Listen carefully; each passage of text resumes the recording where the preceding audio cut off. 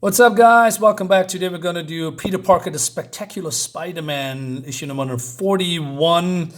Yeah, look who's back. It's Meteor Man. Probably you think, who is Meteor Man? Never heard of that guy. Well, I've read him when I was younger. He battled Spider-Man. Well, we see his origin here, so I'm not going to explain that. But I think he's a fun, crazy character. And it's guest starring this time Giant Man, that I have seen in years. Is he still around? Is he still alive? Or is he doing something else? I don't know. Anyway, without further ado, let's dive in. So we see Peter Parker here, as also known as Spider-Man, on some kind of on campus, and he's late with putting his papers because he has some kind of a study. I don't know. And he says that the professor at the university is here, and he is already reading all these papers, and he has some kind of a biochemical assignment, right? And so he wants to, deliver the goods without, the professor seeing it. Also, there's also some kind of a alternative energy source hosting symposium on this campus, right? So he's, doing this, and then he says, I did it. And Spider-Man is very nervous because I don't know. This means means a big deal to him, because if he cannot deliver, right? If he's going to fail, then he cannot be a student teacher anymore, and then he's going to get fired, I guess. He says, my heart is still beating like a jackhammer. Got to change into my civvies and let my nerves settle down.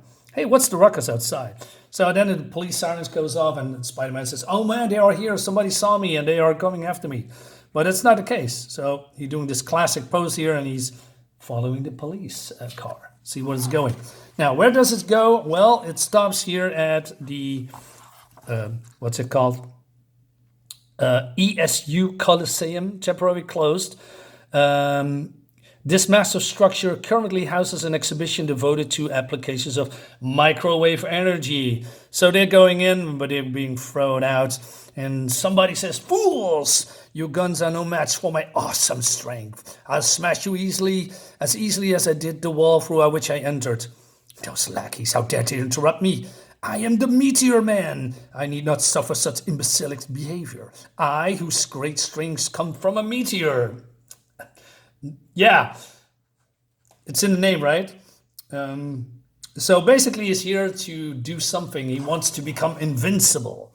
He says, for too many years, lesser men have scorned me, belittling my achievement again, but never again. There, that's the exact component which I seek. Once it's in my grasp, my omnipotence shall be assured. But then Spider-Man comes in, right? And he says, hey, Norton G. Fester, I haven't seen you in many a moon. Of all the superheroes, why do you always plague me? I drew your name in the lottery. Cretin, I brook you taunts no longer. Not when I can effortlessly rip this microwave transmitter from the floor to hurl at you. And he's hitting Spider-Man. Meanwhile, at the campus, we have a speaker here called William Foster. He works for Stark Industries, or Stark International. He's a biochemist. And then some kids come in, and he says, hey, everybody, Spider-Man's at the campus coliseum. So they are forgetting this symposium, right? And they're all going outside because that's what kids do. They want to see action, right? And then William Barrett Foster, PhD, is transforming himself into Giant Man. Well, Spider-Man is, is getting his ass pounded. Can I say that? Probably. In the past you have badgered me, but tonight I stand on the threshold of invincibility, and you shall not stop me. Fester, you're sick. You need help, says Spidey. Who am I kidding? I'm the one in trouble. Can't take much more of this pounding. And then Giant Man comes in, and Fester says, a giant? Cretin, I fear no man. If you want Spider-Man, you shall have him. And you throw Spider-Man into Giant Man, right? And then they're going to have a fight. He says, stay down, fool. Though you tower above me, I see you dead. Maybe, but I got to try and flatten you. Got to prove that Giant Man is no second stringer. You dare attack me? But, Meteor Man is pretty strong, right? So he knocks him through the wall. He grabs some kind of a microwave generated parts, and he goes outside, and Spider-Man a little bit too groggy, right? So he throws his spider tracer on him, and then the police comes, and he says, "The police swarm me about me. Hey, he's activating something. Merely my helium balloon, which makes all your petty efforts to ensnare me quite laughable." I like this. I like his costume. He has something weird about it, and with the eyes and this mask. I believe he was called someone else. He had another name before becoming the Meteor Man. I forgot what his name was. I need to look that up. Anyway, but I always like that he has some kind of a escape thingy on his back, like a rucksack, like that turns into a balloon. I mean, how many superheroes or villains are doing that? I mean, it's perfect to get away from, crowds and police and even superheroes that cannot fly. I like it a lot.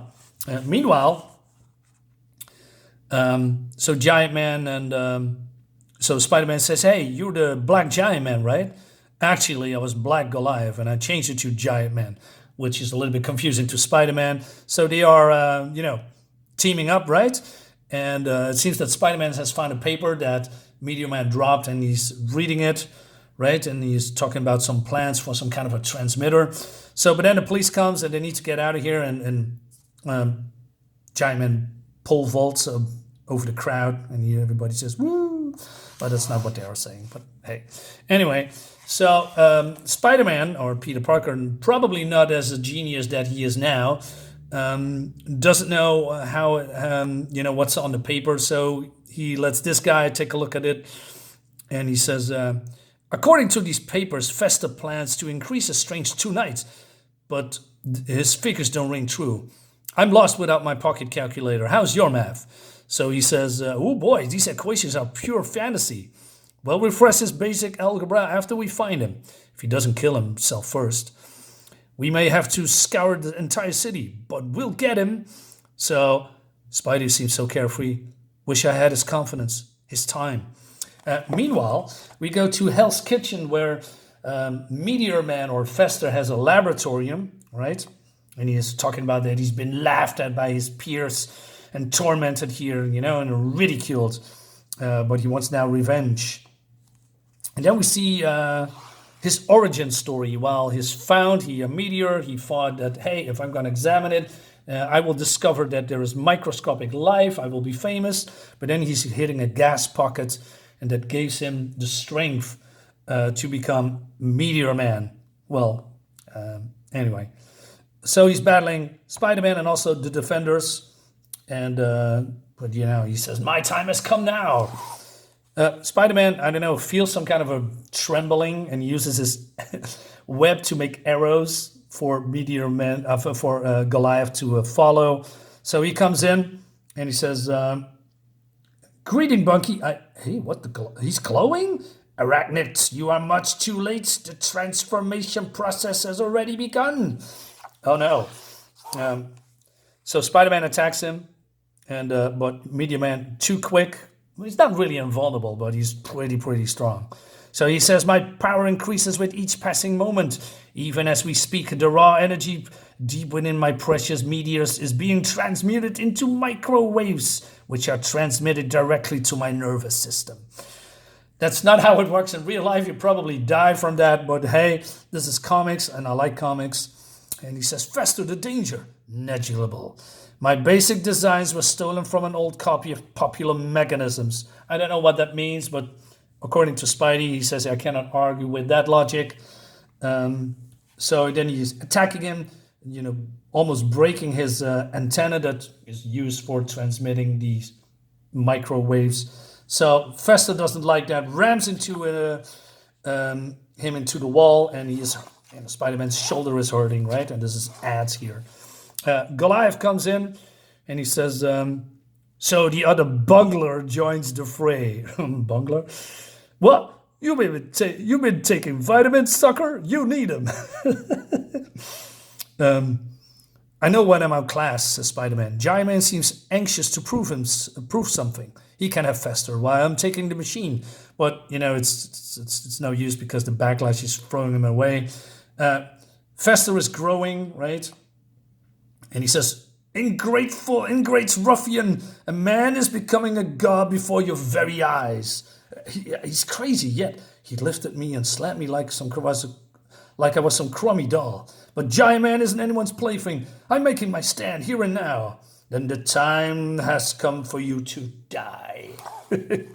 So, but Fester is growing and growing. There's the transmitter is going, overboard. And so he's getting a licking here. Spider-Man wants to shut down, but it seems that this thing is overloading. So he needs to get out. And then he sees ads. And then he sees Meteor Man all grown here, right? And he says, excellent, Spider-Man. You are just in time to witness your comrade's execution. Yours will follow. Now, while I like the ridiculousness on screen here, on paper, I can get along with that man is being bombarded with microwaves and meteor gas and then grow like into a giant. What I don't get is that this device on his back also is growing. It's mechanical. It's not organic, right? And like I said, it's comics. You don't have to take it seriously, but come on, this thing shouldn't grow. And I can get along with that. His clothes are maybe getting, growing with him because of, unstable molecules, what the Fantastic Four is using. Probably that's not the case here, but still, so I don't know. So Spider-Man knows that this antenna is the source. And he says, I am power incarnate, he says. Wrong, Fester, says Spider-Man. You're small. You'll always be small. All the meteors in the universe can't change that. And then, no, he tore through my webbing like it was tissue paper. You cannot anger me, insect. A god is above such petty concerns. But I will have vengeance for your sacrilege. He slammed Giant Man into me. We're going over the edge. So he's using his web to make a cushion, but Giant Man is too big. And he says to Giant Man, please, man, wake up. The ground's rushing us. I should let you go, but I can't. So Giant Man comes to his senses, and he shrinks. And we have ads. And we have more ads. And so they're being saved. And he says, Spidey, the explosion. Festus transmitters. And he says, what's happening? My body is aflame with agony, but gods aren't supposed to feel pain. And then he's been shooting into the air. Look, he's been blasting off, taking to a sky like don't say it, it's too corny. What's to say, meteor? He exploded. He may then have been a madman, but no one deserves to die before his time. Come on, GM, let's call it a night. And that's it. That's the book. So for a pure entertainment stance, I like this, but this is some, I don't know. It's minor nitpicking, but I have to point it out. I like the art. I like seeing Giant Man again. I wonder what he's doing. He's a very C, B list, D list character, but yeah, he's here in this comic, and now you have seen him also with the Meteor Man. Guys, let me know in a comment if you like this. If you want to see more of these, Spider-Man one shots. I have a couple of him lying around. So yeah. See you on the next one. Bye-bye.